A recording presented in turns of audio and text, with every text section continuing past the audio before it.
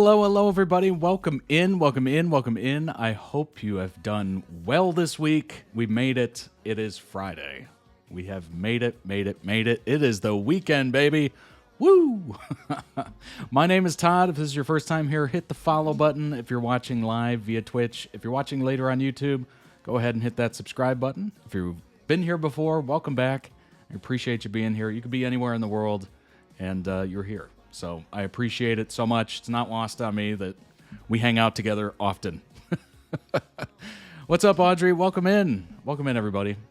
We have a good one for you today. These are all member-requested videos off of toddreacts.com. And if you would like to request a video, you could certainly do so. All the tiers you see before you on the website are video requesting tiers, so go ahead and check those out. Of course, we have the winter collection of merch available for a limited time. Shipping worldwide, 15% off for members. Quality is guaranteed on every single order, so go ahead and check those out today. And last but certainly not least, as I said, if you are watching via YouTube at a later date, go ahead and hit that subscribe button. I appreciate it greatly. Over 14,800 of you have already done so. Thank you so much. I appreciate it. It's a free and easy way to support the channel. Over 1,200 videos in the backlog. If you're looking for those, if you want to just spend a little time with me and hang out and all that good stuff, you can certainly do that. But welcome in, Riri. Welcome in, Hunter. Welcome in, everybody. Glad you're here. Like I said, we have an amazing, amazing stream. If you're noticing really quick, and I just noticed this pre-stream, you won't see Monday's video on YouTube. Apparently it's been blocked by Teen Vogue. They saw the Heated Rivalry video and they said no. So what we're going to do is I'm going to trim it and get it back visible. And then I will upload it to the website, toddreacts.com, where members can watch the full unedited version. It's a kind of a stipulation with the website. You can't have that big of a video file and then have everybody see it. So apparently it's a way to like offset the cost of holding such a big video, basically. So it'll be available for members. If you are a member, you will be able to check it out. Dang, I just noticed that pre-stream. I'm like, wait, where's the video? It's amazing how sometimes it can just happen like that and you get no notification. None. As you can see at the top there, kind of, there's a little notification bell. Nothing. Nothing at all. Last but certainly not least, I almost forgot, which is not good. It is the Discord, as you see before you.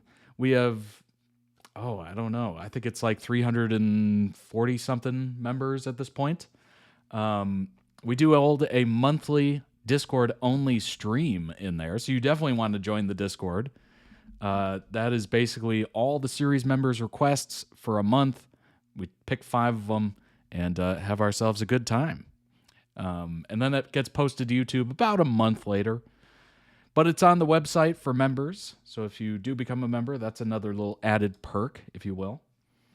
Lots of friends have been made. As you can see, we have tons of fandom channels. And then we also have community channels as well for you to get to know each other, which is super cool. So join us in there. We're friendly. We're a friendly gang.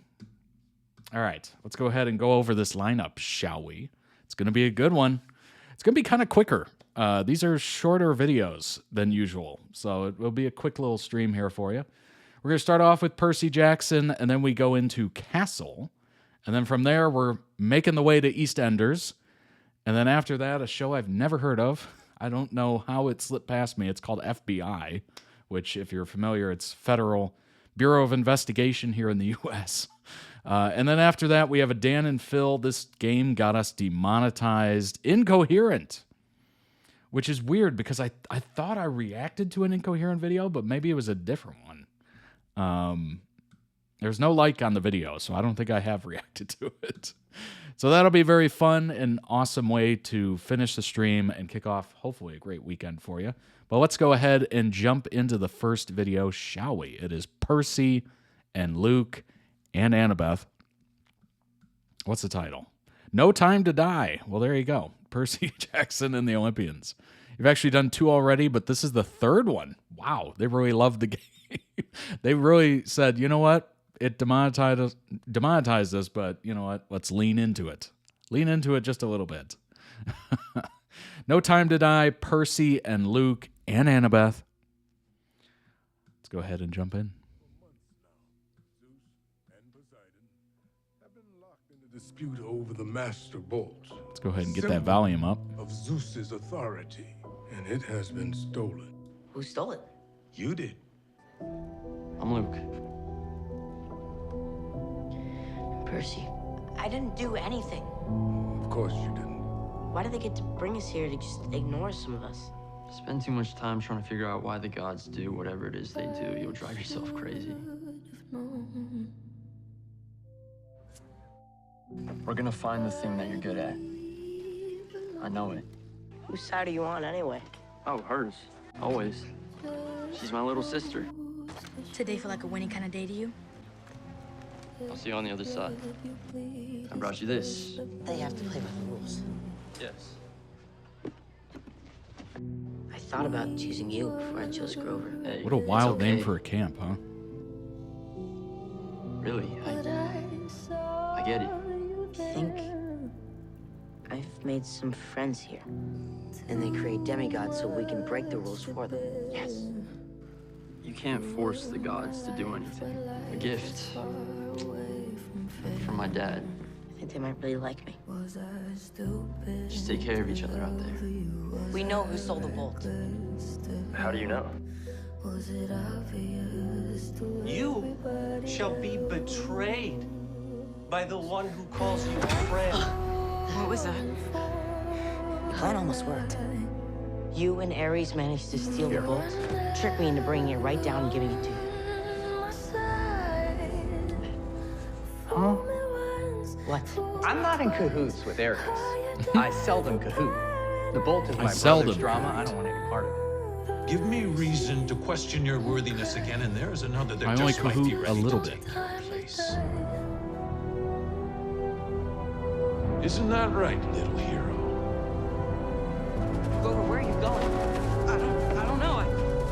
I can't stop. Percy! It's the shoes! Nothing. You're learning fast. Two things you never want to be are small and scary at the same time.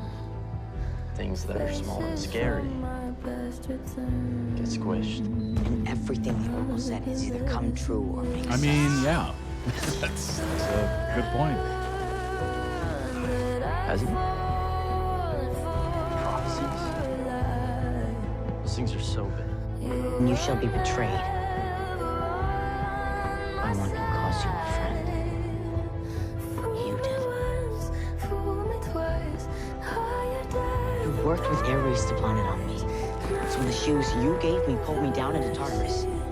The book be delivered right to Chrome. I didn't think you'd given Grover away. None of this was meant to betray me. I am movement. The gods are my enemy. The gods want us to fight for Nothing them. like a little Worship them, backstabbing in the fear morning. them. They couldn't care less what we want. I just woke up like an hour ago. Sorry. This is Kronos. He got to you. No, he opened my eyes to the truth. Annabeth, Thalia didn't make it. But Annabeth and me, we did. I heard everything. And we've been family ever since. Oops. Your plan is spoiled. Annabeth to the rescue.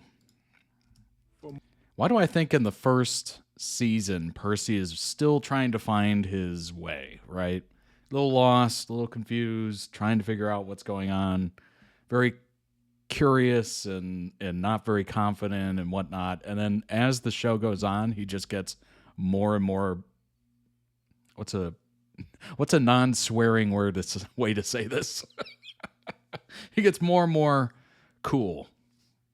I don't know. I was trying to say bad something. Anyway, very nice video. Good song choice as well. Link down below in the YouTube video description. For the original video, go throw it some much-deserved love. Also check out their channel. They might have other cool edits for you to check out. Maybe request for stream, potentially, perchance.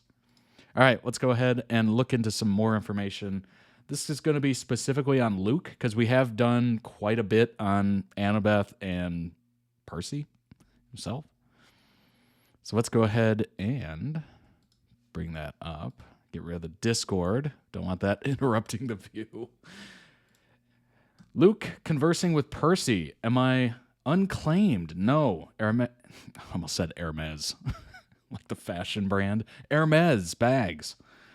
Hermes is my father. Hermes is my father. That doesn't matter. We're all on the same team here. Spend too much time trying to figure out why the gods do whatever they do, you'll drive yourself crazy. The sooner you stop worrying about that, the sooner you can enjoy what this place actually has to offer.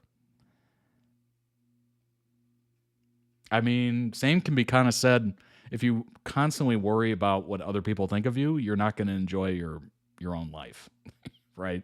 You're going to be living in this weird bubble that you've created for yourself.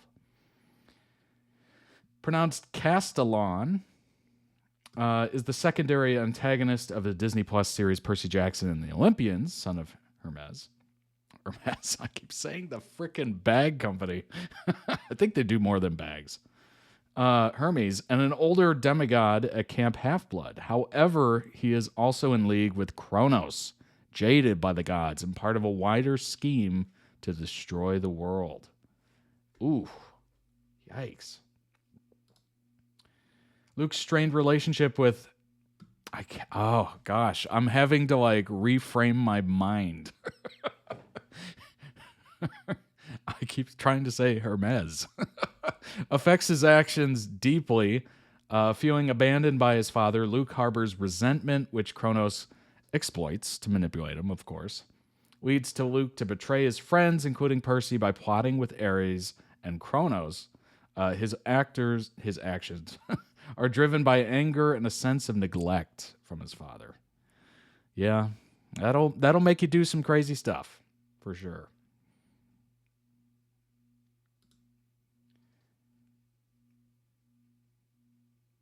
Man, that is too bad. Convincing Luke to steal Zeus's master bolt and blame Poseidon, targeting Percy. This act is a part of the plan to release Kronos and bring chaos.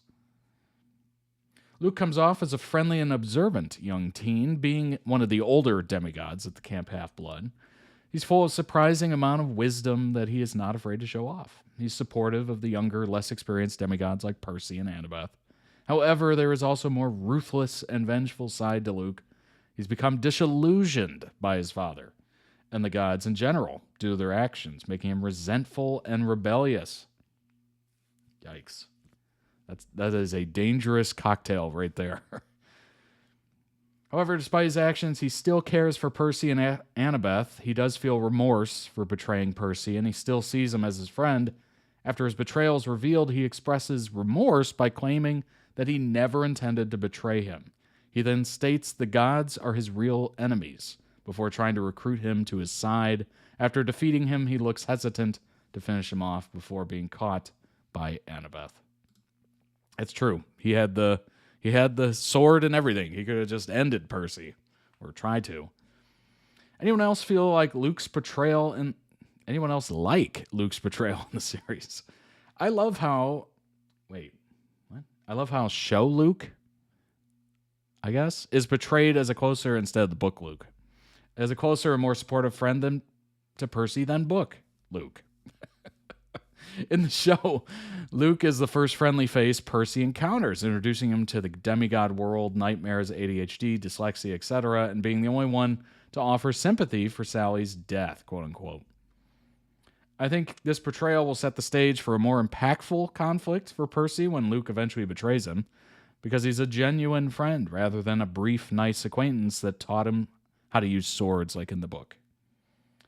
Top comment says, yeah, we'll have plenty of time to see Annabeth's personality brought to life, but giving most of her screen time where she's guiding Percy through camp to Luke really sells the older brother relationship that he has with Percy. You just fixed my biggest problem with the episode. I felt that Annabeth just came across as mean for what she did to Percy, because in the books, they were more or less friends already during capture the flag. But using that time to build up Luke's betrayal actually makes a lot more sense. Yeah, you only have a certain amount of time in the show, right? In a book, you can kind of go on and take tangents and whatnot, as long as your editor allows it. But in the show, you get a certain amount of time, so it makes sense. If you're going to set up a betrayal, you have got to set it up, right? You got to get that screen time. Absolutely, I just hope... I hope no show only fan reads this and gets spoiled. Oh. I hope the only show fans don't read this and get spoiled. I want them to really feel the betrayal when it happens. Boy, that sentence was horrendous. You get what you get on Reddit. You know what I mean? You get what you get. Luke actor is killing it. Charlie Bushnell fan club. Luke is by far my favorite casting. Interesting. The finale is going to hurt. We notice you're not displaying ads. True. Very true. Thank you for noticing. That's very kind. How Luke got that scar on his face in Percy Jackson and the Olympians. Luke bears a scar on his face due to battling a dragon on a quest for his father. Okay. The scar represents both the physical toll and emotional trauma Luke has endured as a demigod, and the pain of being abandoned by his father and the Olympians. Yeah, that is a constant reminder of your issues. Like, that's crazy. Unlike, well, it's like Harry Potter and the little lightning bolt left on his forehead. I mean, it's a constant reminder, right? That's why he keeps his bangs over it. Unlike Percy, although later on he kind of goes to, show it off a little bit. So I guess that's something. Unlike Percy, who can heal his wounds, Luke's scar serves as a constant reminder of the pain he carries. Yep. That's brutal. From a battle with Landon, a dragon from his quest. Luke failed the mission when he was injured by Layden. Excuse me. Did that say Layden? It did. Wow. The dragon guarding the tree. Retrieve the golden apple from the garden of Hesperides. Hesperides? What word is that? I know it's a word, but dang, that's difficult. Riordan books explain that Luke returned home defeated and was met with pity by his fellow campers, leading to an even deeper resentment. Oh my gosh. Now you got the other campers knowing that. Luke's scar has a deeper meaning for his Percy Jackson Season 1 story. Represents the physical tolls, obviously. Emotional scar, literally. More symbolically, facial scar represents the emotional trauma that is endured at the hands of his father, constantly reminded of the pain of being abandoned, cast aside, scar that he bears, both internally and externally. Unlike Percy, who can heal his wounds with the help of water and Poseidon's powers. Dang. Unable to fully rid himself of the wound inside. Okay, we don't need to go that far. Come on now. He's a strong guy. Give him a second chance. Percy Jackson, Season 2, why did Luke poison Talia's tree? Spoiler alert. Percy Jackson books reveal why Luke poisoned Talia's tree in Season 2. It's a big deal. That's because of his history with Talia and Annabeth. Before Talia became a tree, the trio spent years surviving together, and she even gave her life to protect them. Zeus then turned her into a tree, creating the magical shield that keeps Camp Half-Bloods safe. So weakening the tree cracks open the camp's defenses, letting monsters slip through. Oh boy, that's not good. On the surface, it looks like he's simply trying to help Kronos rise by leaving the camp exposed. However, those who've read the books know that Kronos needs to be rebuilt after Zeus destroyed him, and Luke knows the Golden Fleece can help do it. It can fix pretty much anything. Even what's left of Kronos, and that's exactly why Luke wants it. His big play isn't just wrecking the camp and the defenses. He's trying to force the camp into greenlighting a quest for the Fleece. He knows the demigods will chase it down to save Talia's tree. And once they do all the heavy lifting, he will hand it over to Kronos. That makes total sense. Total sense. All right. Let's go ahead and jump into the next one. Luke seems like a very interesting character. And I like a little bit of betrayal instantly. That kind of sets up, I don't know, the rest of the show. You don't know what to trust, right? All of a sudden, there's this huge twist at the beginning, and you're like, okay, I'm in for it. Who else is lying? Who else is fake?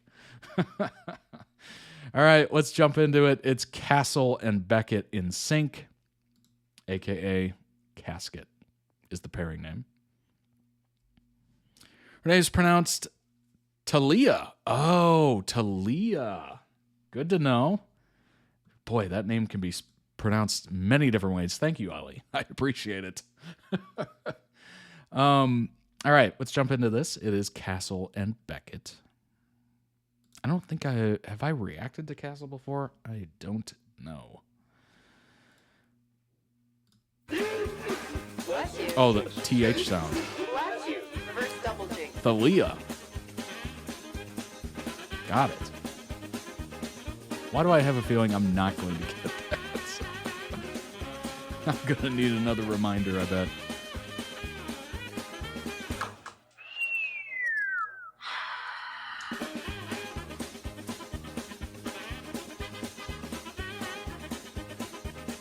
They seem to be very in sync. Oh my gosh.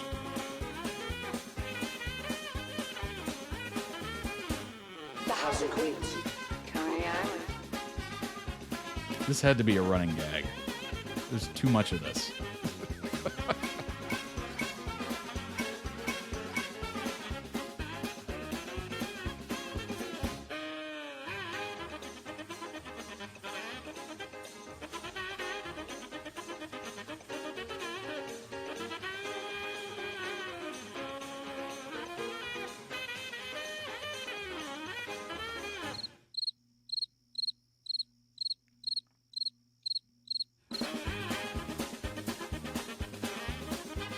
They even walk alike. You're on. This was an arrival. That means he knew the victim. It's not a suicide. The con is still on. The laptop's in the basement. She's attracted to him. So cute when you two do that. Oh my gosh.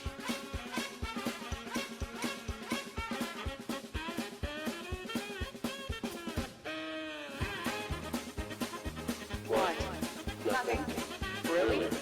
Yes. No. Not just. No. Yes. No. Yeah. No. Yes. Are you two together? Not yet.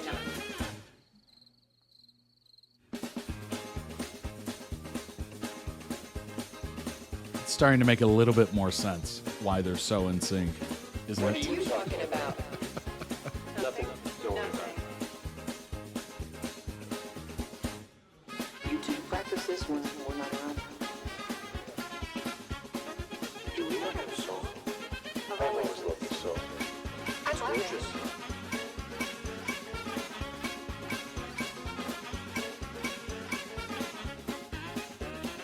Fiance? Wife? We got married. You have? Oh my god. They both said I do at the exact same time. So you do know something. I think I know who the killer is. Maybe. I know who the killer is. You first. I know who the killer is. Really? He lied. Partner? There. Danny Valentine? Danny Valentine. Nolan Burns. The reporter from the crime scene. Oh my god. CT? Father Aaron. Do you two like this all the time? Yes. Oh my god. That's crazy. Oh my gosh. Wow. Would that get old if you were in that situation? I don't think so. I think it would be adorable, honestly. This is genius. I didn't even realize there that many of these moments. How can you remember all these? Just wow is the top comment. That is unreal.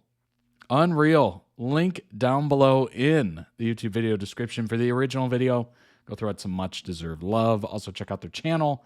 Might have other Did I say what? Edits is the word I was looking for. Might have other edits that might interest you. Boy, my brain is not awake. I need caffeine bad. Oh, gosh. Oh, my gosh. My brain is barely functioning.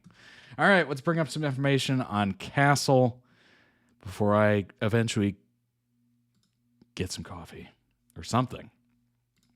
Coffee, energy drink, whatever. It could all work. Castle, American crime, mystery, comedy, drama. Wow, that's a lot. Aired on ABC for a total of 8 seasons. And I did not see a single episode. That's crazy. 8 seasons? 2009 to 2016. Primarily traces the lives of Richard Castle, Nathan Fillion, best-selling mystery novelist, and Kate Beckett, a homicide detective. Ooh. As they solve various unusual crimes in New York City. Oh, dang. So apparently some of the cast members signed a 1-year contract for a potential 9th season. So they were trying to get them, and then I guess ABC came down and said, nope, it's over. Dang. Richard Castle is a famous mystery novelist, bored and suffering from writer's block. He kills off Derek Storm, the main character in his successful book series, brought in by the New York Police Department for questioning regarding a copycat murder based on one of his novels. Oh boy. Where he meets and becomes intrigued by Detective Kate Beckett, the officer assigned to the case. Castle is inspired to take Beckett as his muse for Nikki Heat, the main character of his next book series, and uses his friendship with the mayor to pressure the police to let him shadow Beckett. Castle's exuberant personality clashes with Beckett's more reserved and professional demeanor, kind of sounding like Lucifer a little bit. However, as Beckett begins to appreciate Castle's assistance in helping her catch killers, the two eventually become friends and then lovers. So from using somebody to get him into that situation, then to friends, then to lovers. Their cases often deal with murders occurring within various unusual subcultures or milieus. Milieus. I have never read that word before. Milieus. That's how it's spelled? Good grief. That is crazy. Including reality TV shows, vampire enthusiasts, a science fiction convention, and a man who claims to be a time traveler. A recurring plot line deals with the unsolved murder of Beckett's mother years before. Interesting. Okay, we got the backstory. An investigation that leads to an increasingly sprawling and dangerous conspiracy. The series also focuses on the backstories of supporting characters. Nice. Through multiple episodes.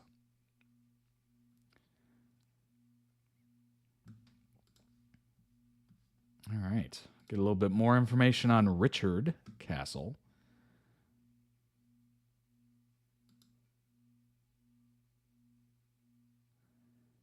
Page is being watched by administrators due to a recent event of the character or episode that requires monitoring of the page. Ooh.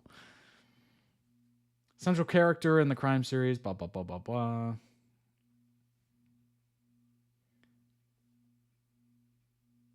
Only son of Martha, a man known as Jackson Hunt, and is the father of Alexis Castle.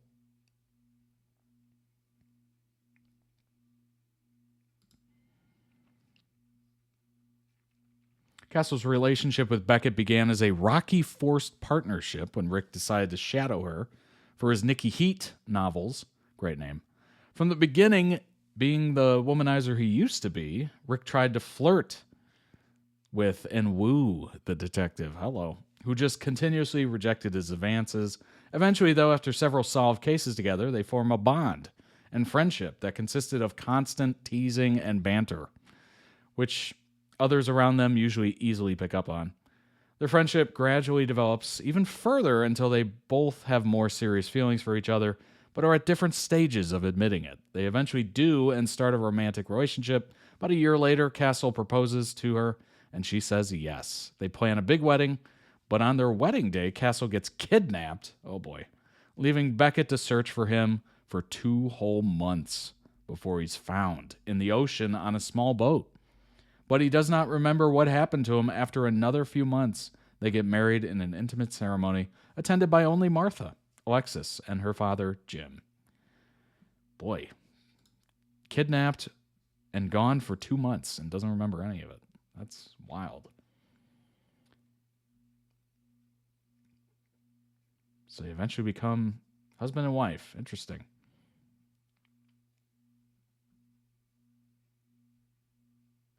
Very, very cool. Let's see. What do we got here? What do we got? She hints to Castle many times about having a wild past, and according to an old friend, Madison, she was the biggest scofflaw. Scofflaw? What's up, Witch? Welcome in. It is an early one. I had the day off of work, so I said, you know what? Let's do it early. In high school and was in relationships with a variety of men. She spent one summer while in high school modeling as opposed to waitressing, eventually earning enough money to buy a 1994 Harley Softail motorcycle. Bad to the bone. She also had a beauty queen, Debbie, for a roommate during her freshman year. When she was 19, her mother, Joanna, was stabbed to death while on her way to meet with Jim and Kate for dinner. The detective in charge of the investigation was apparently never able to find the killer and attributed her death to random gang violence. Kate, though, believes there was more to her mother's murder than a random killing, thinking that the investigating detectives ignored every other evidence that could lead them to her mother's murderer. Her father took Joanna's death hard, obviously, became an alcoholic. Oof. Eventually able to help her father get through it, though. From then on, she was since worn her mother's wedding ring as a necklace for the life she lost and her father's watch. Oh, an Omega Speedmaster. Nice.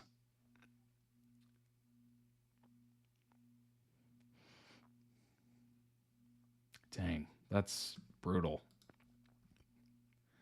Ship Spotlight, celebrating Castle's casket.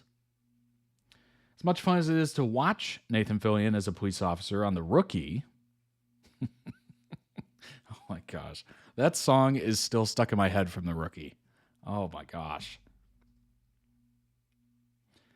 He's still remembered as playing Richard Castle, the mystery writer who shadowed the New York Police Department for 8 seasons on Castle. Chemistry with Stana was remarkable from the beginning. It was a slow burn. That is true. Castle was a man-child. Okay. Shout out Sabrina Carpenter, who at times was less responsible than his teenage daughter. He had conspiracy theories for everything and knew his pop culture. Detective Beckett was all serious, which at times conflicted with Castle.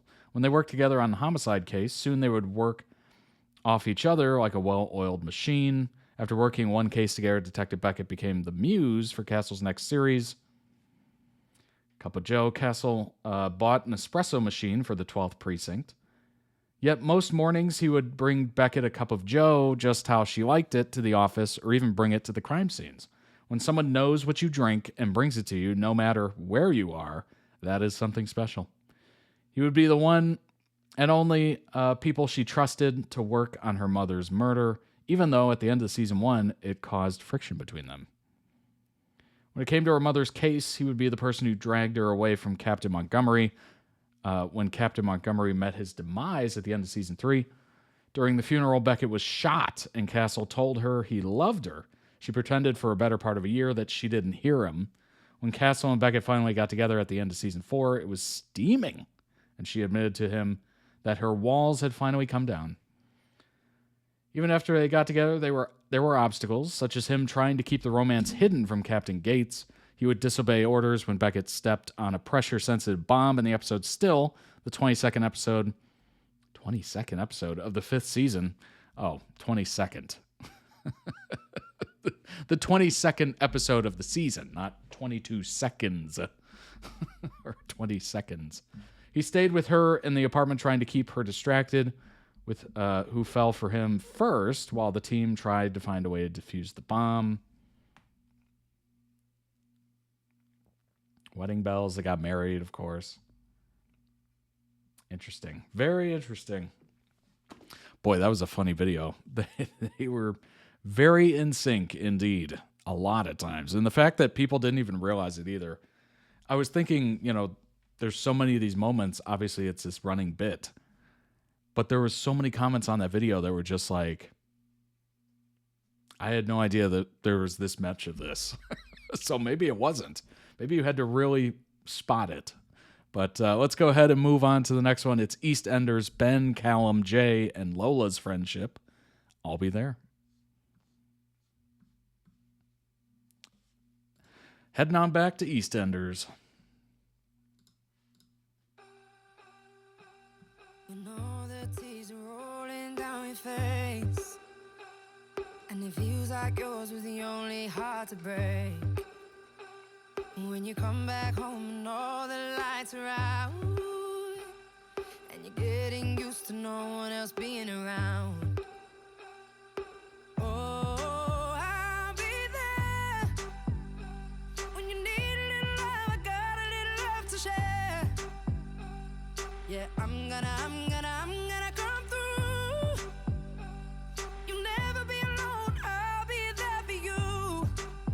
I'll be there. What's up, Pokemon? What's going on? You made it. You made it indeed. Noisy. Oh, I say, yeah, I got enough love for two. Oh, there he is. Never be alone. I'll be there for you. When it's Friday night and the drink don't work the same, you're alone with yourself and there's no one else to blame. When you still can't feel the rhythm of your heart, and you see your spirit fading in the dark. I did this too. Oh, I'll be there when you need a little love. I got a little love to share. Yeah, I'm gonna come through. Oh.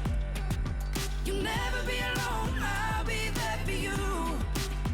I'll be there, yeah, yeah. I'll be there for you. I'll be there, yeah, yeah. I'll be there for you. I'll be there for you. Oh, I say, yeah, yeah. I got enough love for two. You'll never be alone. I'll be there for you. When you're lost down the riverbank, I'll be there. When you're lost in the darkness, I'll be there. I'll be there when your heart is breaking. You'll never be alone. I'll be there for you. I'll be there, yeah, yeah. I'll be there for you. I'll be there. I'll be there, yeah, yeah. Cough track I'll be out. there for you. Boy, she got it. I got enough love for two. You'll never be alone. I'll be there for you. I'll be there, yeah, yeah. I'll be there for you. I'll be there, yeah, yeah. I'll be there for you. You want something I haven't pointed out before, but I'm really enjoying it, is the lighting on this show. Amazing. Like, truly good.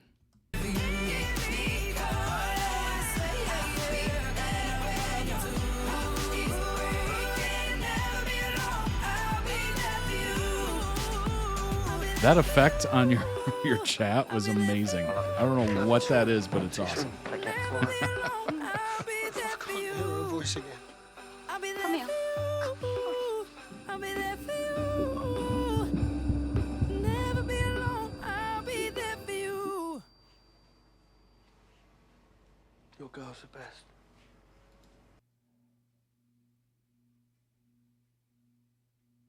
Like, I know this is it's a soap opera, right? EastEnders. But it looks like a show. Like, it's not like an American soap opera is very, I don't know, it's just poorly lit, really. I guess. It comes off as like you're just in the room with people and you're just seeing them, the camera is your POV. This is much more like cinematic looking than kind of what I imagine and what I've seen from General Hospital and As the World Turns and all these different American ones. I like EastEnders visually so much more than any of the American ones. I don't know. There's something about it. It's just got perfect lighting. Link down below in the YouTube video description for the original video. Go ahead and throw it some love. Also, check out their channel. They might have other videos that might interest you, of course. All right, let's go ahead and pull up some information on Jay, Lola, Ben, and Callum. Days of our lives. Yeah, indeed. All right, Jay is the son of Jace and Karen, as well as being the foster son of Billy Mitchell, also the widower of Lola and fiance of Elena. Where is my mouse? It took off from me. It's a problem with having so many screens here. Just all of a sudden it just disappears. All right. Oh boy. I think we've read this before. We were doing Jay and Callum videos. Jay recalls when his grandmother was still alive at Easter, and she had brought him Easter eggs, but she had ate half of them. All they had to eat on the day was chocolate. There was an old film on the television. Jay mentioned she loved them. She'd be sitting on the sofa, stuffing her face, saying all the lines along with the 1940s actresses, all dramatically. This made Jay laugh, and when Jay was being sick in the toilet, yikes, she would say, you know, I told you not to eat all that chocolate. I told you so, despite her being the one to suggest eating all the chocolate. I mean, very interesting. It's been in 1,300 episodes. What? I don't know what a doof count is, but 41 of those, whatever those are. Oh my gosh. Let's just pick a random storyline, shall we? And see how unhinged it gets. This is always fun and interesting. Oh, he's got a kill count. He's got that kill count. Reluctantly help Ben cover up the murder after witnessing him kill her. Okay, so it was association. All right, let's pick... How about this one? When Callum finds out about the drugs, well, that's starting interesting. He gets mad and tells Jay to stop. The argument ends with Jay punching Callum in the face. See, it took 2 seconds. It took 2 seconds until it got unhinged. Both later apologize, but Jay continues to use the drugs. Callum calls the police on Nadine, which causes Jay to be involved, as she was the one selling him drugs. He ends up with a caution. Jay shouts at Callum for calling the police, but Callum defends himself, claiming it was his duty as a police officer. Nightmare continues for Jay when Ben is told by Jack Branning about the drugs. From this point onward, it all goes downhill, as if it hadn't already. Ben confronts Jay and Callum and says to Jay it's his final chance. A drunk Jay then has intimacy is how I'll say that, with Nadine. When Nadine finds Jay in the pub, Ben overhears Nadine say, "It was just intimacy," and kicks Jay out. Billy finds Jay in the parking lot the next day and organizes a Mitchell family meeting. Oh boy. Yeah, it just gets crazy. Lola. I don't think we've read anything about Lola before, so let's go ahead and check this one out a little further. Daughter of Dan and Emma, mother of Lexi. She made her first appearance in 2011, last in 2023. All right. Fight count. Fight count. Punches, slaps, elbows, and knees. This is very detailed. Very detailed. All right. A little backstory here. We don't need when she was born. Dan was a troubled person, often physically abused Emma, although it was implied he never abused Lola. He became an alcoholic, and on Lola's 3rd birthday, he attacked Emma and poured boiling water on her. Ooh. That's not good. Emma was rushed to the hospital, and while she was receiving treatment, Dan left and took Lola with him, somewhat abducting her. When Emma was released from the hospital, she discovered Lola was missing and searched everywhere. However, after several failed attempts at locating her, Emma eventually stopped and started a new life. Oh, okay. Moving on. Moving on. That kid's gone. I'm out of here. For many years, Dan raised Lola on his own and made her believe that Emma had abandoned them. However, due to his severe alcoholism and criminal record, Lola was taken from him and placed into care. It was implied that Dan made no effort at contacting Lola, therefore the relationship became estranged. While she was in care, she was given the nickname Dolly Daydream, as she was always reading celebrity magazines and fantasizing about another life. She was also called Princess by a care worker. Dan was eventually diagnosed with liver failure and died. When Lola was 15, she was informed about his death, but was unbothered about the news.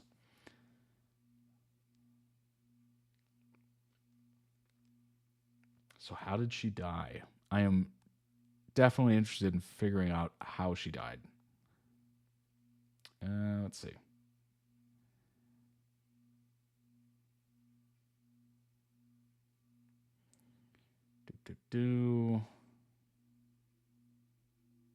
There's a lot.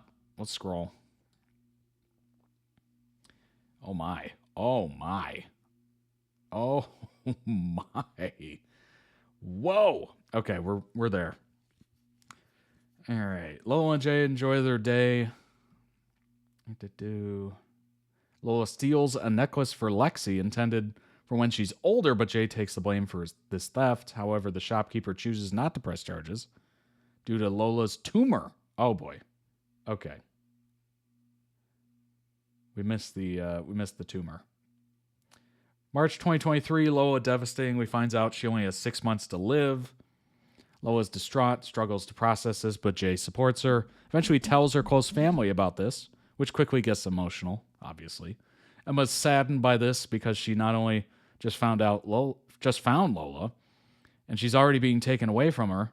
Lexi reveals that she has been secretly saving for Lola. However, Lola unfortunately says that there is nothing that can be done to fix this anymore, and reassures Lexi that she tried her best and gave it all she had, but just didn't go her way. As the tumor expands, Lola's conditions worsen. She makes the sad choice of quitting her job at the salon, causing Denise and Kim to throw a leaving party for her. Lola leaves the party and collapses shortly after this. Oh boy. Deteriorates again. Lola cannot cope anymore and makes the choice of asking Billy to help her die her own way. That's a good way of putting it. Mainly because she doesn't want Lexi to see her die like that, and because Lola is scared to do it naturally. Billy refuses and says that he cannot do that. However, he later changes his mind and accepts to help her die. Some days later, Lola has a dream of being in Margate once again, her childhood home. She begs Jay to take her there one last time before she dies. So Jay breaks Lola out of the hospital and the two go for a day out. Lola and Jay enjoy their day. Jay accepts Lola's decision so long as he can help her die. Lola later on changes her mind and states that she'll die naturally for Lexi's sake and the risk of setting a bad example. Yeah, that is interesting. Boy, that's a tough choice, isn't it? That's something you don't want to think about. Good grief. You know it's bad when you're considering that. You know it's really bad. Lola returns home days later. Her condition worsens to a point where she repeatedly loses consciousness and the ability to talk. Ben is distraught to see Lola like this and immediately rushes on a flight to America to get Lola the help she needs. Back in Walford, Suzanne, a palliative care nurse, is that even that word? Begins to support Lola and her family. I'm assuming that's like hospice, basically. Suzanne sadly announces that it's now the time for everyone to say their goodbyes to Lola. Billy reacts badly to this. Not surprising. Gets into an argument with Nish, who teases him over Lola's health. What? Billy furiously smashes up the Minute Mart Billy then gets arrested for this. However, later on, Suki is persuaded to get Nish to drop the charges against Billy. Billy gets released just in time to say an emotional goodbye. I mean, talk about terrible timing. Good grief. You're being told to say your last goodbyes, and then you get arrested. Oh, my gosh. To which he hears Lola's last words, "I love you too." The next day, as the sun beams into her bedroom, Lola peacefully passes away at dawn, with Jay and Lexi beside her on the bed. Ben arrives back from America the day after Lola's death and emotionally breaks down. Lexi also watches the video which Lola had recorded for her before dying. Soon after, Lola's coffin is opened to the residents of Walford to write messages on for her. The day of the funeral arrives, and Lola's family and friends attend to say their final goodbyes and respects. Emma shows up with some flowers, but quickly leaves. It's later revealed that Lola and Lexi had recorded a video about how amazing Jay was and how he needed to carry on living his life to the fullest even after her death. Oh boy. Man, that's heavy. That's so heavy. Good grief. Ben Mitchell. We've talked about Ben before, so we'll make this a little brief. Kill count, murders, manslaughter victims, connected murders and deaths, attempted murders. Punches, elbows, knees. Why is that? Oh my God. Somebody actually took the time to count. 8 individual characters punched, 23 total punches, 2 elbows during these specific fights, and 2 knees as well. 2 knees. Individual characters need 2. Total knees, 2. Crimes. Oh, this is a good list. Murder, attempted mass murder, association to murder, robbery, assault, human trafficking, GBH, and ABH. GBH? What even? I've heard of GHB. I don't know what GBH is. General bad behavior. General bad, I don't know. Heresy. Connection to gangland activities, money laundering, incitement to violence, torture, possession with intent, kidnapping, perverting the course of justice. That seems not as crazy as the other ones. Blackmail, vandalism, fraud. I mean, that is kind of the who's who of crimes right there. We got Callum as well, detective, halfway. Son of late Jono, brother of Stuart. When Callum was 8 or 9, 3 boys, the McCarthy brothers, call Stuart to come outside, and Vi makes Callum beg Stuart to stay indoors. Stuart says it doesn't matter if he wins or loses as long as he puts up a fight. Stuart is beaten badly, but he still won. The brothers never bothered Stuart again. What is a doof count? What is that? Not me searching this off screen. What the hell is this? Doofs are the drum beats that are used to signify a cliffhanger at the end of an episode, commonly known as the duff moment. Is it doof or duff? These moments, usually featuring 9 drum beats, have defined the BBC soap since 1985. Interesting. Okay, so it's a way to end the episode on a cliffhanger. Very interesting. So the more you got, the better you are, I guess. The more important your character is to end the episode. Grievous bodily harm. Good to know. Good to know.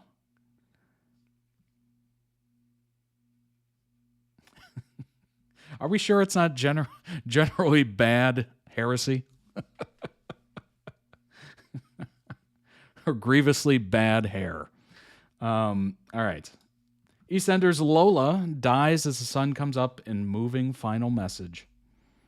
I have it like this because the website is just atrocious. Lola died in tonight's heartbreaking episode, doing so in a way that became her final act of love for her family. Nurse Suzanne informed Lola's husband, Jay Brown, that he still had time to say goodbye to her, but Jay struggled to know where to begin. As Phil, Kathy, and Callum arrived to see Lola for the last time, Phil couldn't cope and fled, even when granddaughter Lexi asked where he was going. Callum told Lola that his absent husband Ben was on his way, and that if he was there now, Ben would say that she and Lexi were the best thing to ever happen to him. He promised that they would take good care of Lexi before saying a last goodbye. Jay soon returned to sit by Lola's bed, but snapped when Lexi wanted to play music and paint her mom's nails. When Lexi snapped back that Lola was her mom and would want her nails to look good, Jay realized that this was what Lexi needed and gave her some time alone with Lola. Meanwhile, at the Vic, landlady Linda invited the locals for a lock-in as they played darts and shared their happy memories of Lola. At the house, Honey Mitchell told Billy that she felt guilty for being with Jay for so long when he could have been with soulmate Lola. Billy pointed out that perhaps he and Honey would never have split up themselves if it hadn't made so many mistakes, and the couple embraced. Honey later gave her own touching farewell to Lola, telling her how brilliant she was. Phil ended up confiding in ex-wife Sharon as he recalled how he had mistreated Lola in the past. He then asked his late mom Peggy to look after Lola in a poignant moment. Left alone with Lola and Lexi, Jay watched as the youngster told her mom that she loved her and would never forget her. She then left the room, telling Jay it was his turn to talk to Lola. As Jay held Lola's hand, he said he wasn't really leaving him. He didn't need to say goodbye. He promised that one day he would join her and they could have another chance at being together again. Jay went on to begin an imagined conversation with Lola in which they discussed which animals they would want to come back as. He felt that she would want to be a fox, while he joked that she would choose him to be reincarnated as a rat. As Lexi slept by her mom's side, Jay left to use the toilet, continuing to talk to Lola in their usual banter style as he emerged. As he returned to Lola, he announced that the sun had come out for her, but at that moment, Jay realized that Lola had passed away while he was out of the room. He sobbed, devastated, as he had promised he wouldn't leave her, but Lexi woke up and told her stepdad that Lola had done this on purpose to protect them, and the pair clung on to Lola and cried. Dang, that's sad. Oh my gosh. Outside, the sun continued to shine as a fox wandered across the square, all while composer Simon May's famous Julia's theme twinkled in the background in tribute to Lola. Emotional installment marks the end of star Danielle Harold's time on EastEnders after 12 years. Jeez. Man. That's brutal. That is brutal. If you go through that kind of thing, it's tough. It's really tough. If you haven't gone through that, consider yourself very lucky. Unfortunately, I hate to be the bearer of bad news. You will eventually go through that, and you'll have to get through it. It is tough. I do not wish that on anybody. I will say this: it changes your opinion on a lot of things, and it does bring people together. Like everybody that was getting together with like exes and stuff like that in that scene and in that episode. Very realistic. You reach out to people, you kind of lean on others, etc. You just get through it. But let's go ahead and jump into the next one. This is a short one. Very short. It is literally 59 seconds. It is, which I guess is technically a short, right? Or Reel, or TikTok, or Vine almost. I guess Vine's coming back, by the way. It's going to be 6 seconds. I think they call it Devine at this point. But FBI, we need to have each other's back. Let's go ahead and check this out quickly.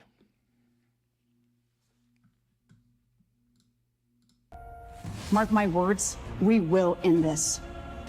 Isabel? Vine Isabel? is back. Vine is back. FBI, it's over. Drop your weapon. What the hell just happened? There's going to be 100 people down there if that bomb goes off. We won't let that happen. Let's go! FBI, let him go! Hey!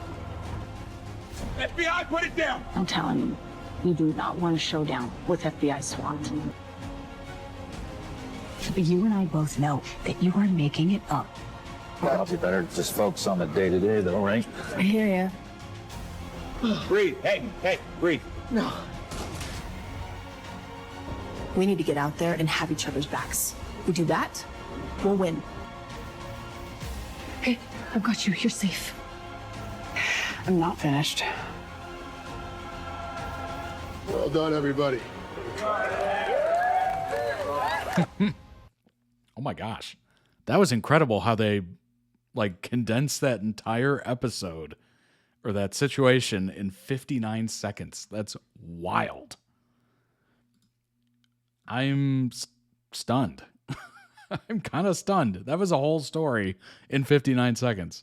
That was very impressive. Link down below in the YouTube video description for the original video. Go throw it some much deserved love.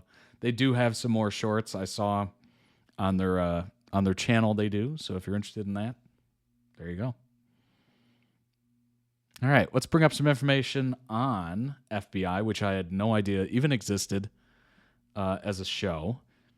And before we do that,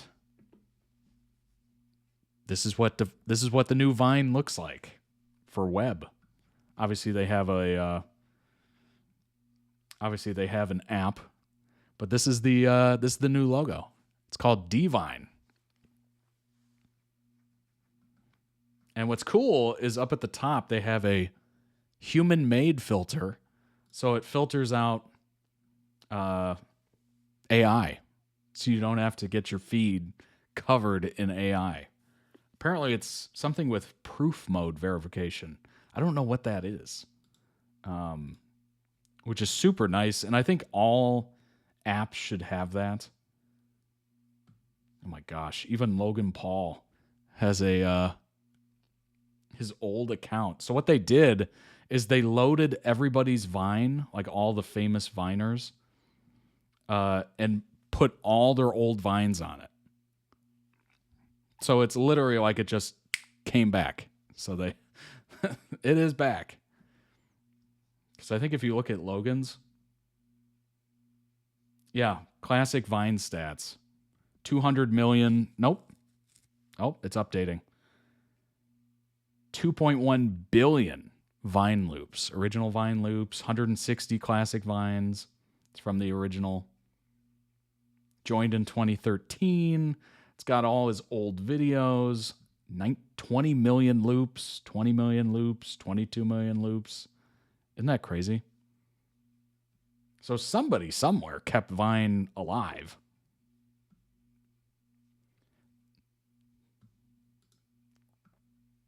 They were able to recover 487,000 classic Vines. Nothing's gone forever. That is crazy.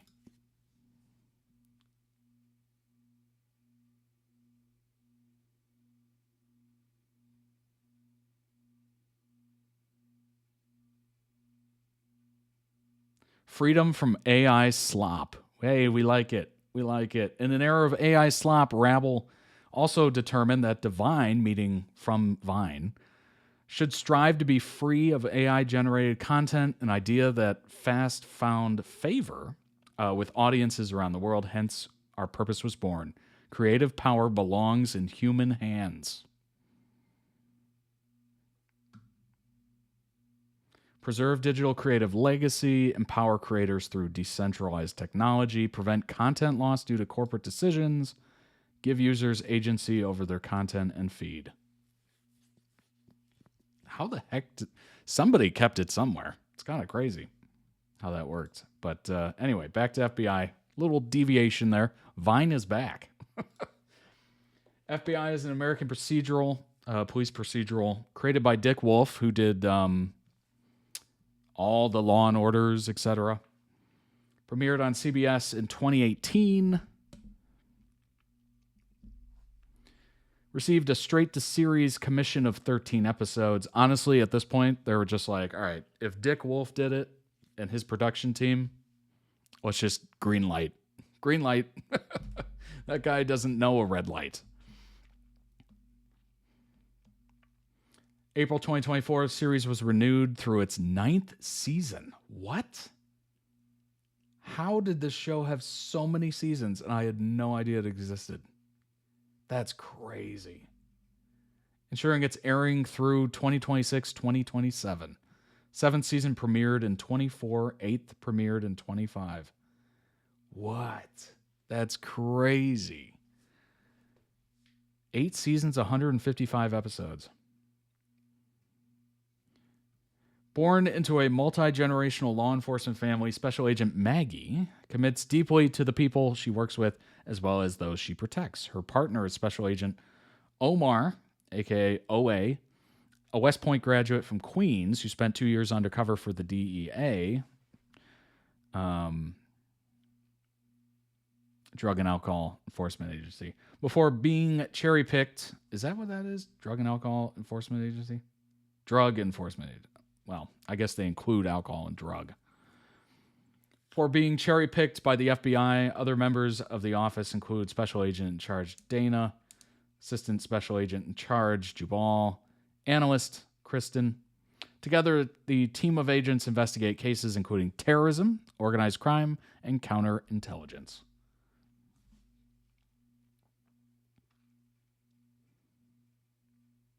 Oh my gosh, they have spin-offs just like Law and Order, FBI Most Wanted and FBI International, and also CIA.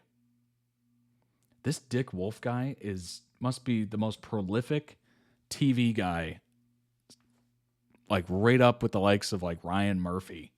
Like, what is going on here? Dude's got like 18 billion shows. He's also written 4 books.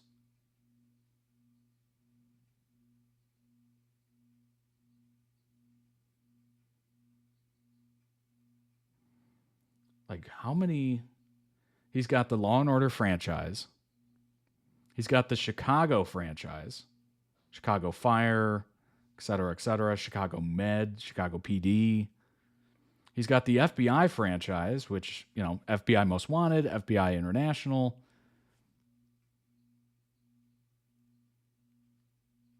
He also did a show called Cold Justice.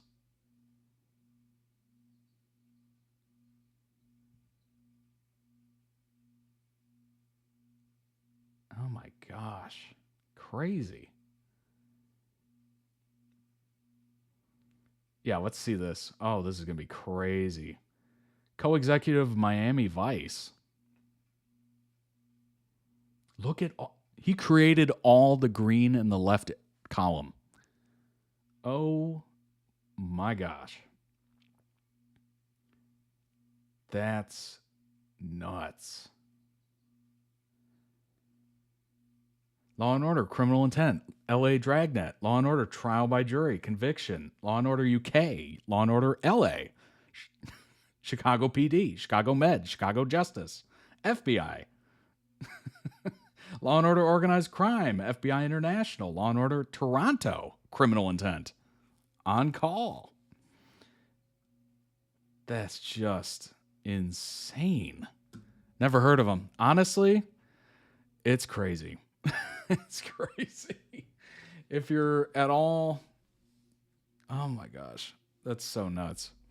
If you're at all familiar with those procedural shows, I mean, it is just constant.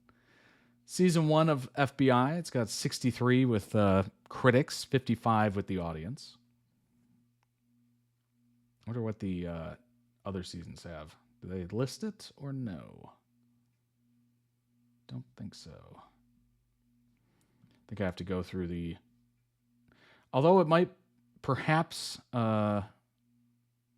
paint the FBI with faint praise, what we have is a good, entertaining series for fans of the network approach with shows promised to become potentially more than that. Okay.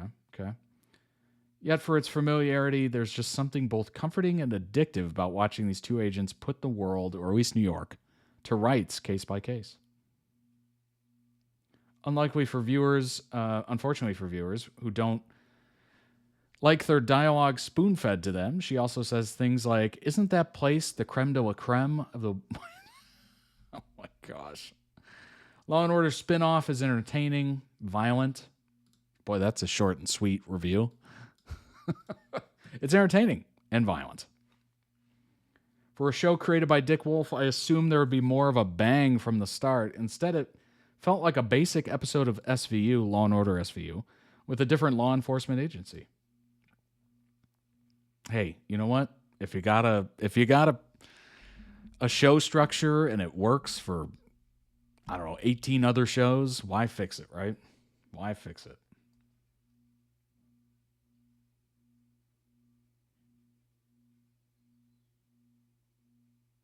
Signs point towards more of a focus on character development than Dick Wolf's Law and Order series generally delivers. Interesting. Meet the cast of FBI and where you've seen them before. We got Missy. Wait a minute, she looks so familiar. Where have I seen her before? Oh man, my mind is blank, but I swear I've seen her. Best known for the movie Stick It, as well as series Reaper, Rookie Blue. Might be Rookie Blue. Cybergeddon. Nobody wants to have a show that's just a horror show the whole episode. She said, we want to do something that says, okay, yes, this is happening, but look at all these people who are working so hard to protect you. That's the truth about what's going on in America right now, and our intention is to show the reality and give Americans something to really believe in.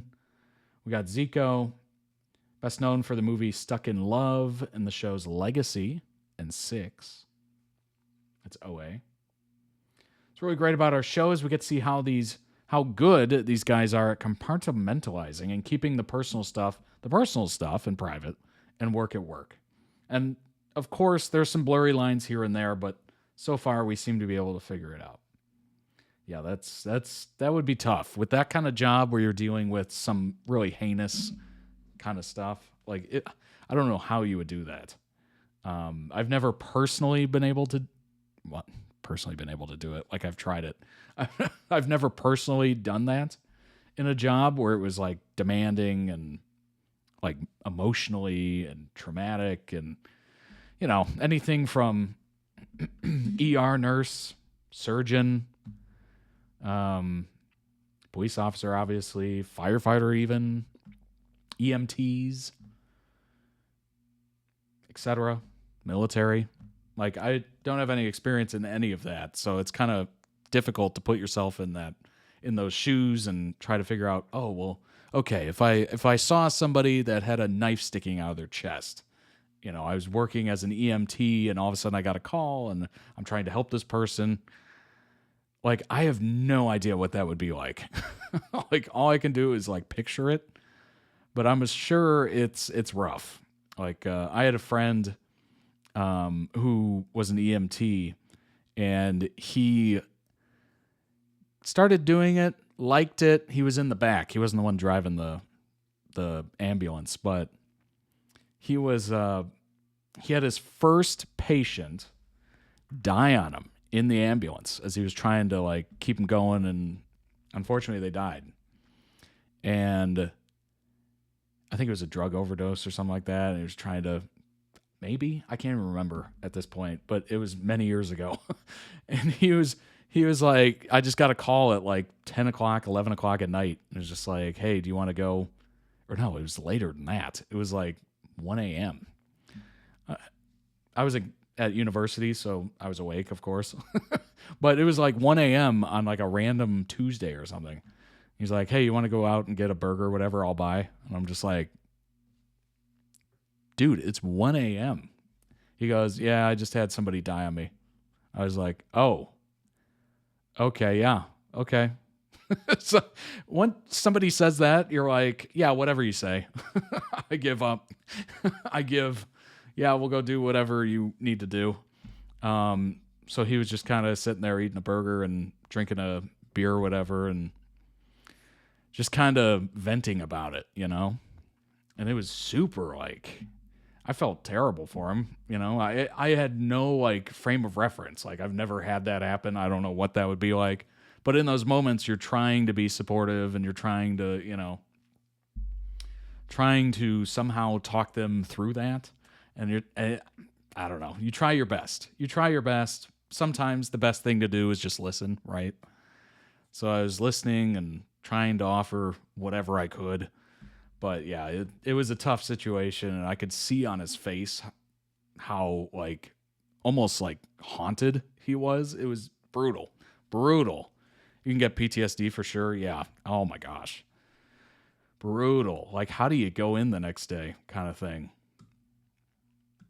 And I don't mean in the show Scrubs, and I know I'm just jumping around here, but in the show Scrubs, I think I remember a scene of Dr. Cox kind of talking to JD, the character, about, I think JD said, how do you do it? Or why do you do it? Or something like that.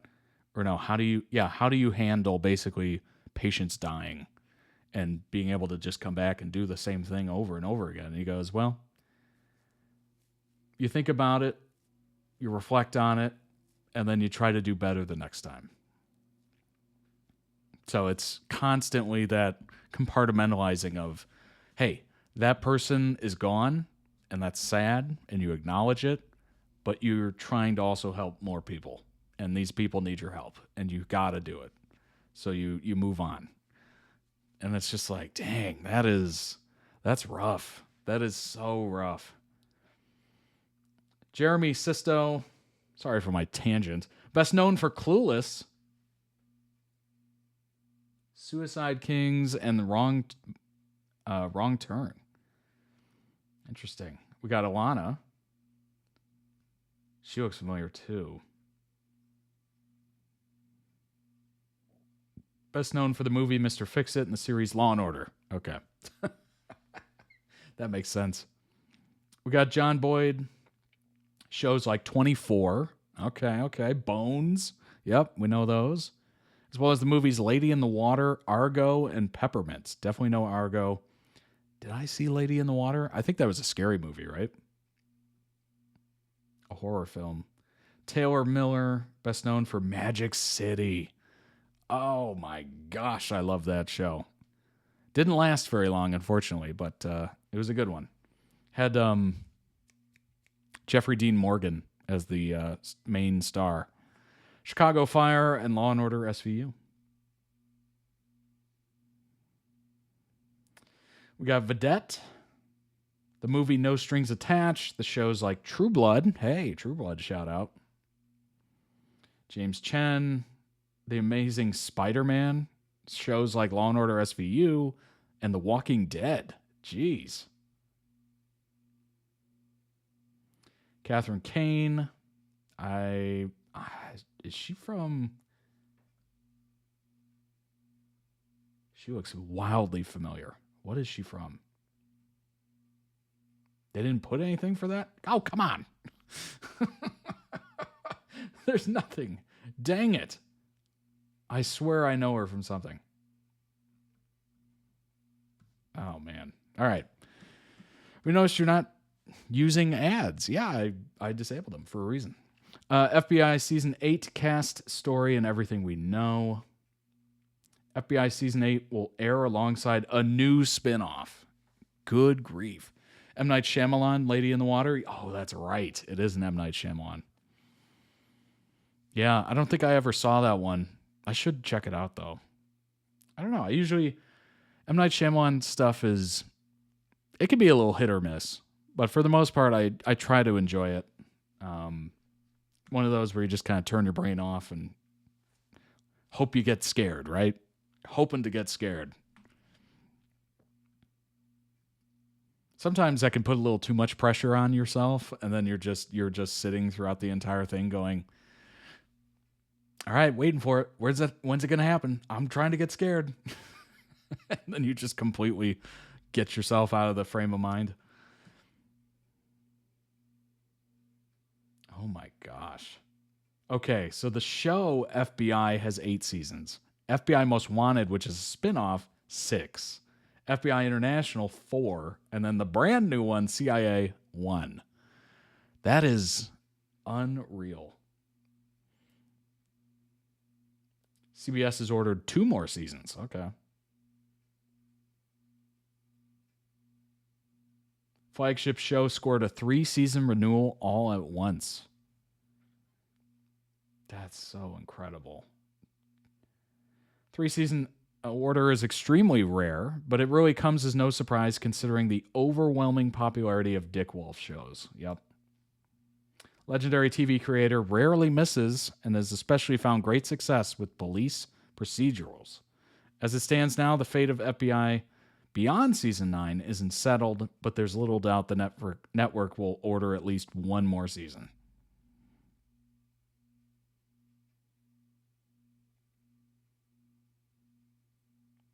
Kind of went through the characters already. Details. All right. More explosive cases. Love that. Season 7 cliffhanger. Season 8 finale saw the team dealing with the reality that Forefront had moles in the FBI. Ooh, moles. Love that. While they survived explosive devices and cell phones, the final moments of the episode saw Agent Castile begin slurring her words, collapsing, and having no pulse. Well, that is a way to end the season. Oh my gosh. Dang.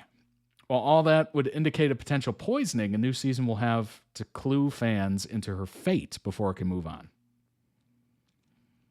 If Agent Castile dies or decides to retire from the FBI, as she has talked about in Season 7, it's like they're setting it up, that would leave room to bring a new character in.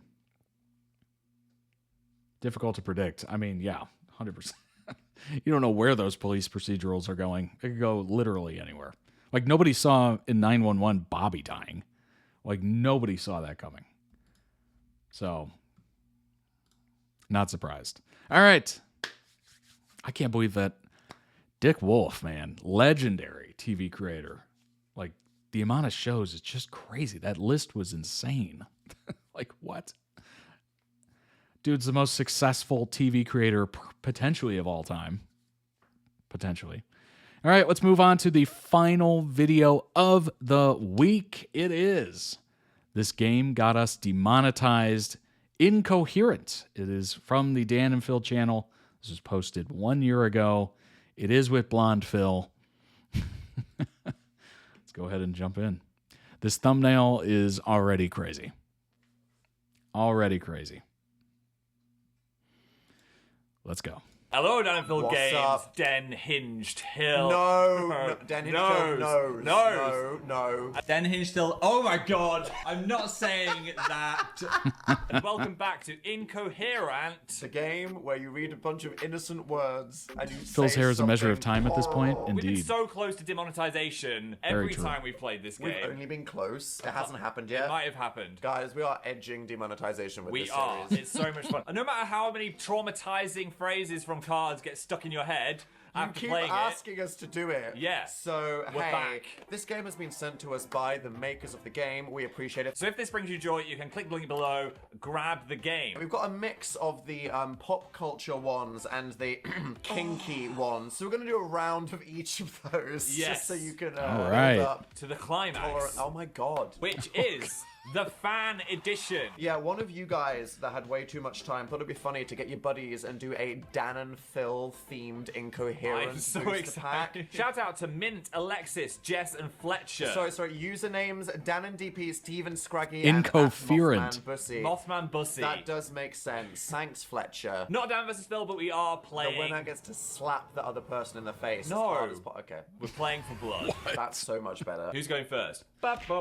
You. Det huge us fard. Det huge us fard. Faster. Lord Farquaad. Faster. Det huge. The debt is huge. 2009. Det huge. The us debt is fard. huge. Just fart. 2000. This hotel does have a strange Imagine if smell. you went up to someone and just went, Det huge us fard. Did you just fart? Dude, this hotel does Oh, smell. Bam. speaking of PTSD, oh gosh. Yellow one's a culture, by the way. I love the The cultural culture of reference. did you just fart? Yeah. Okay. LGBT. What? LGBT. We love LGBTQ. Oh, Yes. you guys. Plus. Algae beat TQ. I am gay. You're the gay in algae. Gay. Tail hers whiffed. Taylor Swift. That was so easy. Boo. Hers whiffed. Here you go. I'm nervous. It's big. It's part of my branding. Phil.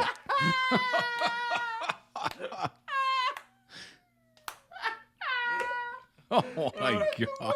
It's not the first time I've said that. There's a lot of words on the card, so he's nervous to get it wrong. Start the God. fan there. Quarter Come on, life Phil. crisis. Quarter life crisis. Why did you get that so quickly? Don't Phil, know. you shouldn't be nervous. Apparently, you're ready for the big ones. My brain is switched on today. Joan is Brothers. Well, I fucking wonder what that one is. Oh my God. Is it Jonas perchance Brothers? Jonas Brothers. Hey, buddies. Are you in Brisbane? All right, here we go, Phil. Struggle, please. Okay. Mile of Lee Lady. Miley Cyrus. Mile of what? My love Lee Lady Lums. Oh, my lovely. What am I saying? I bet a few people watching this know the My phrase. lovely ladium. My lovely lady lums. Check 'em out. My lovely lady lums. Check them out. You help me then. I'll just keep on shaking. I keep on demonstrating my love. Stop. My love, my love, my love. You love my lady lumps. My humps, my humps, my hump. On Worm Odd Hill. On Worm Odd Hill. This one's harder. Underwormed Hill. Underwormed Hill. Yes. Underwormed Hill. You're kind of saying Underwormed it. Hill. Underwormed Hill. Underwormed Hill. Underwormed Dill. Underwormed Hill. Shut up. Dill mention. Time's ticking on. Underwormed Hill. Dun-dun, dun-dun. Underwormed. Fuck, what is it? Underwear model. Underwormed Hill. Sorry, guys. He flopped. Did you get a bit confused when you happens. walked through the Calvin Klein boxes as a young teen? As in, like, why am I staring at these catalogue bulges? Yes. That's usually people's gay awakenings. Just walking through that H&M. Yeah. It's a Fucking erection. Oh my god. Right, Phil, you have to get this one right, otherwise you're cancelled. Menstruals high kill. Menstrual cycle. Oh my god, he's Yes. so fast with it. Do you think if we had periods, we'd be on at the same time? Where is this? Oh my, that is the worst. That is the single worst thing that you've ever said There's on this nothing channel. gross about menstruation, Dan. It's all a fact of life. Dan and Phil are joined by the moon. No, we're joined by the sun currently. They're I joined don't by know what their that cycles. means. What does that mean? Don't Yeah. answer that question. I don't want to read a single tweet about that. Okay. Final culture for you. For God's sake. At Paul Lodge Chai Fit TO. What? Have you got it already? Ding, ding, ding, ding, ding. It's an apology video. It's an apology. You only said it once. Well done. Ingrained in my psyche. Get it out. I don't want it to be there. Linkin by ho. By ho. So this is your favourite thing. Come on. Linkin by ho. Come on, think about it. It's the thing that you're most passionate about in life. Zelda. That Linkin. Linkin bio. Yes. Click the link in the bio to grab this game. Okay, put it down. 5-4 to Phil. All right, I'm going to get it back because I have a filthy, horrible mind. Round 2. And now it's time to get kinky time. Oh kinky. boy. This is the point where if your grandma's in the room, boy. if your cat's Here we in the go. room, Shut their ears. kick them out. Close Earpods, their okay? ear holes. First All one. right. All right. Earmuff it. Earmuff it if you're sensitive. Sir Bank come he. Sir Bank come he. Sir Bank come he. Sir? Sir Bank? Sir Bank come he. Say faster. Sir Bank me. Spank. Okay. Right. I screamed spank me. You did. In an aggressive tone. And now also everyone's unsubscribed. a very strange tone. Sabankumi. If you don't ask, you don't get. All right, Phil, this is a continuation. It's a from very law odd bomb and in the kinky previous bank. video. Okay. Topper bought him. Topper bought him. Bought him what? Topper. Topper. Yeah. Bought. Topper bottom. Yeah. Topper bought. What am I saying? Come on, Phil. Top or bottom? There we go. Phil's already answered that question. I have not. Or have I? Power bottom. That Well, was you're not confirming or denying it. I'm not confirming or denying. It's a card. This is when people are like, there was that funny card, and Phil read it out. So now we've just established this fact about him. When he dies, we're going to put it on the Wikipedia. Damn. Phil. And numb ape horn. If an ape is going to What's an horn ape me, horn? it's going to... I want a numb ape horn. Is it like a bear and then you've got an ape? An anime. Yeah. For fuck's sake. How much do we have to fuck's sake. censor in this video? I don't know. Probably See, a lot. This video series is the perfect experiment in YouTube monetization. Yes. Because I think I can say it wrong lots of times. You and then the can. moment I get it right, we've got to hit it a bleep. The bleep. You know what I mean? What the meow? Okay, here you go, Phil. Chest, third hip. Chest, third hip. Chest, third hip. Chest, open the chest. Okay. Thud it. Bang it with your hip. No, just a little bit. Chest, third hip. Yeah? Chest, third hip. Chest, just the tip. This game is horrible. What are we doing here?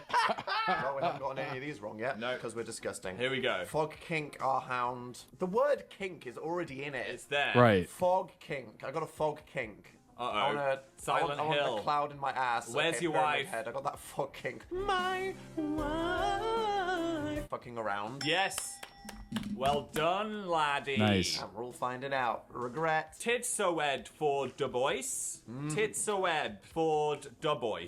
What? What am I saying? Yeah, Phil. Titsode for Du Bois. Yeah, oh, okay. Titsode for Du Bois. Something out for the boys. I don't know what I'm saying. Phil, that's very generous. Titsode. I think they'd be happy. Titsode for Du Bois. I don't know. You're giving up. I give up. It's out for the Oh boys. my god. The fits. The foobies. The foobs are out. Oh, I could have got that. Here you go. I'm ready. Okay, you ready? Yeah. We're honk ole. Well, that's horrible. I think it's hole. I think I know the word hole's in there. You've got a hole. We're honk ole. What's the goose doing? We're honk hole. Say it fast. We're honk hole. We're honk hole. Honk hole. Honk hole. Honk hole. You're nearly there. Fuck. Da-da-ba-da-ba-da-boom. What? Wrong hole. We're honk hole. Wrong hole. Rod hogging. Rod hogging. Rod hogging. Look at the camera in the eyes. Rod hogging. What do you love? Rod hogging. Stop it. Rod hogging. Oh my god. I'm not saying raw dogging on this. Stop it. People are raw dogging their mental health we by can't. watching this channel. I'm so sorry. Can we say raw dogging? I think that's okay, right? Oh, my Let's face find out. hurts. Oh my Let's God. just upload it and let's find out. If you try to raw dog the day without watching some Dan and Phil games in your life, where's the Right. joy? Last kinky one, Dan. Dub pulled, heel toe. Is it a Oh, double no. object that one may put somewhere? Okay, Yeah, I'm just gonna there put you that did one it, you down. did it. Is this a funny video or is it just traumatizing? Who Oh my knows? god, this game. Right, Phil, look at them in the eyes. Fog my heart. Oh, Fog me gosh. heart. Fog me heart. I think this Fog is me- again. It's a fog- canon continuation fog me of heart. the confirmation Fog from me the heart. last round. Fog me heart. Fog.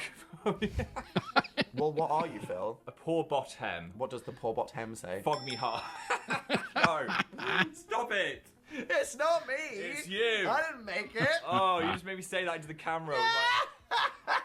Okay, kinky round is over. Time for And yet some. somehow I'm more scared of this last one. It's time for So- the fan round. If you get any of these references, you're probably also cooked, right? Okay, this is related to one we've already done. That is horrendously terrifying. Here you go. Hey put T UN land on. Hey put T. Hey put T. Hey put T UN. Hey put T UN land on. Yeah. Hey put T UN land on. Yeah, you get it? Hey buddy, you in London. Yes! For fuck's sake! That was a good one. For fuck's sake, let me live. Let me forget. What did he want? What could it have been? We'll never know. And if we do reunite, who says we're going to tell you? Okay. Here you go, Phil. What's your favourite thing? A law nut sing. A law nut sing. A law nut sing. Why is your nut singing, A Phil? law nut sing. Yeah, the deep law. A law. Singing nut. A law nut sing. Say it really dramatically and slowly. A law nut sing. I have no idea. I actually have no idea. He's just lost to Dan versus Phil. What does he say? Oh, all or nothing. Damn it! How did I miss that? Uh-oh, Phil. Oh. One down now. No. It was a draw. And Their now brains we're are getting caught silly. in Give me kinky up for mode. Number one, I'm ready. All right, here we go. Ow, pain keon. Pain keon. Pain keon. Faster. Open keon. Open can. Open can. If you're new to our videos, No. that is what we say to our trash can. They don't need to know that we got the smart bin. Do you know what's ironic? You just said I'm Phil Trash number one before you did that. Open my Power of can. Manifestation. What does that mean? Well, I go don't on, know. here you go, Phil. Towing deaf crises. Towing what? What? Towing deaf crises. Yeah. Twink death crisis. No.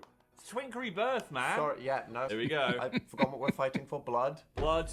but not the right to slap the other person. No. Walk on eyes A. Walk on eyes. Walk on eyes I. Walk on eyes. I. Walk on eyes A. Oh. Like Come an on. eyes A. You can get it. Listen, Al Gaib. You can do Walk it. on eyes I. Walk on eyes. Oh my god, what is it? What can I say? For fuck's sake. What can I say? Hint, get a new phrase. Every time Dan Howell said the phrase, what can I say? Here you go, Phil. Now it's Calm in 100%. mile 80 door. 100%. Calm in mile 80 door. Calm in mile... You're doing what to it? Calm in mile 80 door. I don't know what I'm saying. Oh, God. Do we want to calm in mile 80 door? We? No. No? No. Calm in mile 80 door. Calm in my... Oh my gosh. Calm in my lady door. Will we ever be free? Leave me alone! Come in my lady. What is even this? Oh, God. Fuck, this is tense. This is tense. We're drawing. We're drawing. There's Two lore weeks. there I'm that so I have scared not of the uncovered ones yet. based on us. An amp each lace. I amp each lace. I amp each lace. Maybe a bit more melodical. I like the things where... I amp each lace. Yes. I am peachless. I am peachless. For fuck's sake. Well done. Donut crikey raft. Crikey. Donut crikey raft. Donut crikey raft. You wish. Donut crikey raft. You are an innocent YouTube user. Donut. The year is 20, whenever it was. You're trying to enjoy something on YouTube, and yet the Dan and Phil fans have come. The comment section is ruined. Don't cry craft. You're too helpful with these hints. Don't Thank you. cry My final one for craft. you. Okay. Sis, Yes. Hurt, and Yule. That sounds like a threat. Sis, Hurt, and Yule. Sis, Hurt, and Yule. Sis, Hurt, and Yule. Sister Daniel. Well done. Job scale warnings in the description. 2 of them. And this is the last one, Phil. Okay. I'm ready. I'm ready. This is a test. Okay. Half tugger etched to exist. What the hell is that? Half tugger etched to exist. What you doing to who, sister? I want a half tugger etched to exist. Something to exist. Half tugger etched to exist. What? I don't. Oh my God. Wait. Really? Wait. Okay, guys. Exist. Half tugger etched to exist. Oh my God, I don't know. You fucking half serious? tugger. Guys, I'm gonna kill this guy. I'm gonna kill this guy. What? Are you joking? Do you not remember what happened? Do you not know my Oh, what is it? What the clue? Brave. Half tugger. I don't know. Have the courage to exist, Oh no! No, Friendship sorry. over. Look. Channel over. I knew it. Be brave. didn't Yes. know it. Friendship over. Be strong. Right, come here. It's What? Friendship No, over. Slap. Gentle. No. Naughty Phil. We could have a game of slaps. As a prize. As a prize, yeah. This is just you wanting to get even. Okay. No, it's not. I'm ready. Is it you first? Yeah. All right. Oh. Wait. Ooh. Oh, Phil's learned.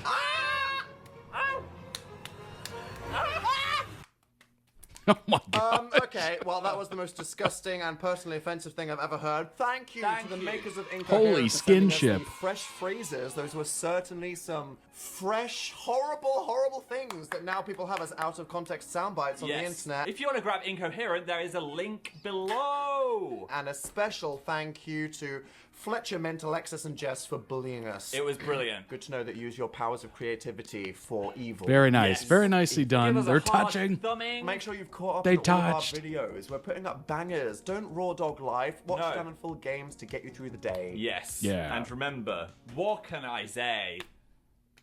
Hello, Dan and Phil. Link down below in the YouTube video description for Dan and Phil's original channel. And the video directly. Go throw it some much-deserved love. If you haven't already, chances are you already have. But amazing as always. Amazing. They're so funny. They're so freaking funny. That game is funny, too. I was struggling a little bit, but I got every other kind of... Yeah, it's tough. It's tough when you read those. You got to read them fast, I guess. Or I guess you have to read them in the way that it's kind of like said that'll jog something in your brain.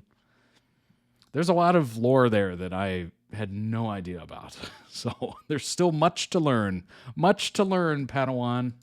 All right, let's go ahead and bring up some recent Dan and Phil TikToks, shall we?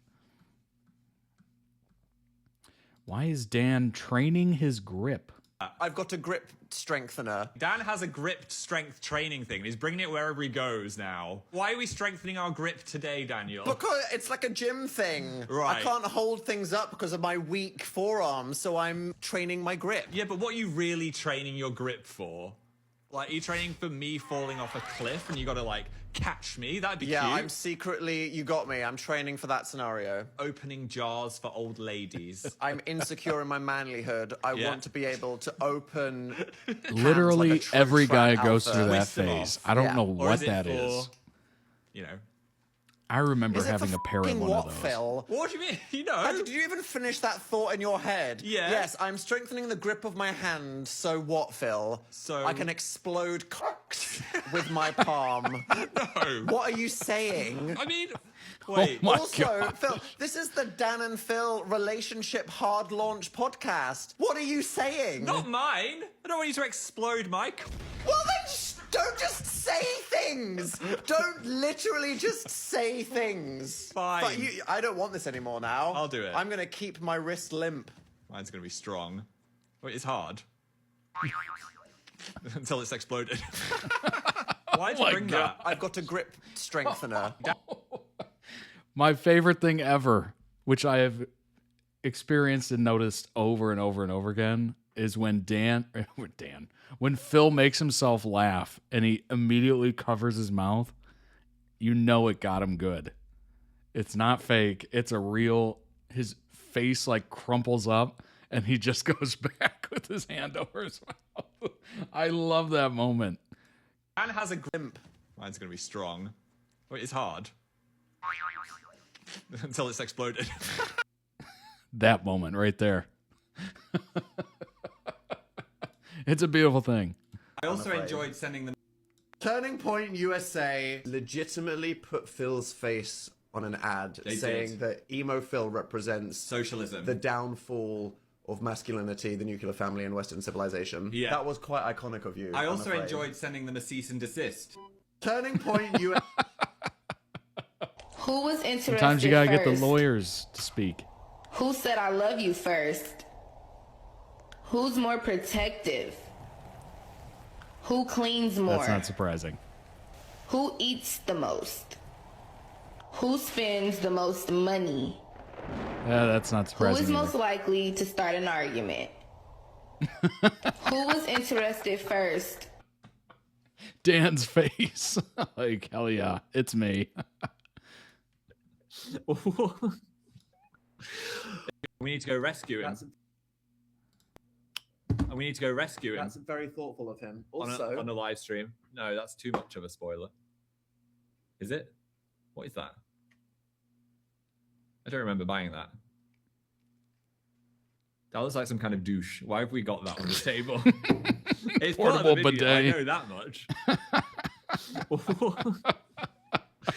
Is that well, now you're scared, That is- aren't you? part? We need to go rescue him.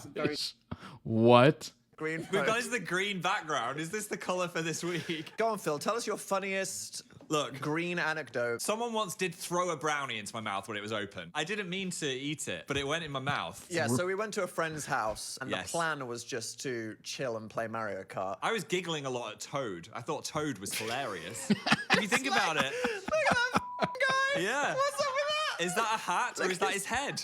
What's That's a going good on? question. Did he take that off? I don't know. Why does he It- sound like that? But then, I think in the Mario movies, the recent ones, didn't Toad take off the top and he was just bald or something like that?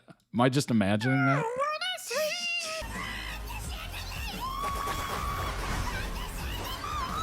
Now that If is you good showed me quality that, I'd shit entertainment. myself. you would. Yeah, And big you time. did. But then someone we were with out of Yes. nowhere went, "Oh, I got a friend, and they might come over. Is that okay?" This friend was an A-list actor. Triple A-list celebrity male actor, And I was- that Wow. we cannot name No. because of the story that we're telling. Imagine Jake Gyllenhaal's just going to show up to your friend's house. It was kind of similar vibes. But I had a crush on this actor, and I was not dressed for I the don't moment. know why our friend went way back with this guy, but Yeah. what do you mean he's going to swing by? Phil freaked Yeah, that's out a crazy. little bit. I went from the funny Toad Like, into hey, do you mind if I swing by and bring along like Brad Pitt? Or like, hey, do you mind if I come along? I'm bringing Miles Teller with me. It's like, what? paranoia and stress because I didn't want to meet one of my favorite celebrities while I was in a Galaxy t-shirt and some kind of sweatpants. Yeah, it was mid-2010s. Phil had emo hair. I was greasy as well. It was like the next day after staying over at someone's house. The day after. Without saying anything, I just left the house. Where did you go? Asda. What do you mean? I was just freaking out and I was like, I need to go somewhere. I gotta leave. I can't do this. I'm going to calm down and read some labels on some produce.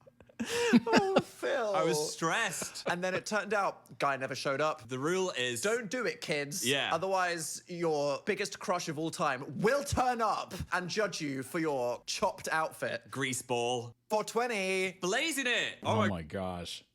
That would be so embarrassing.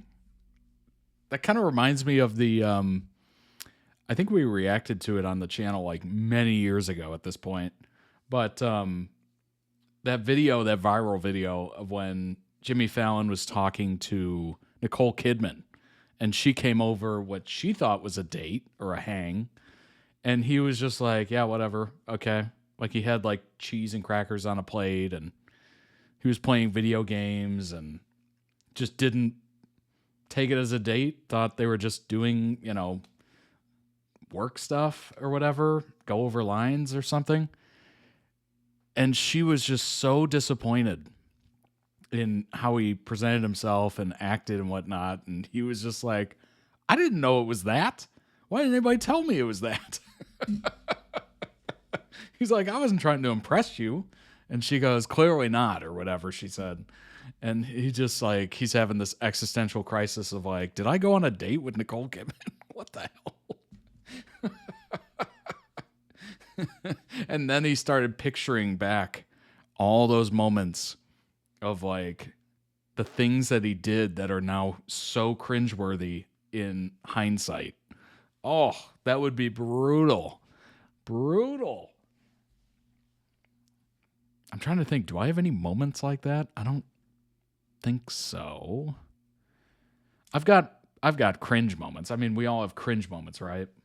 But I don't think anything to that degree. Like that's really cringe. Like I totally understand why Phil was just like, wait, what? Huh? No, I can't see that person in this way. like I'm sure, I'm sure you've always wanted to put your best outfit on or whatever, and you don't want to see your crush in public dressed like a bum or whatever. Like you want to put your best foot forward. But for some reason, it just always happens that, an ex or a crush or whatever, somebody you're interested in, sees you in a way that you do not want to be presented to them. It's just kind of the way life works, I suppose. But yeah, very funny. Very funny as always. Absolutely loved it. Always a good way to end stream with Dan and Phil. Always a good way. I think I naturally do that because I know it's going to be funny and I know it's going to be interesting and I know it's just going to hit. So I'm like, I gotta save Dan and Phil. I know it's usually late. It's usually very late for people, in the UK and whatnot and wherever. But it's just so good. It's such a good way to end the stream. My apologies, but also it's pretty awesome. It's pretty awesome.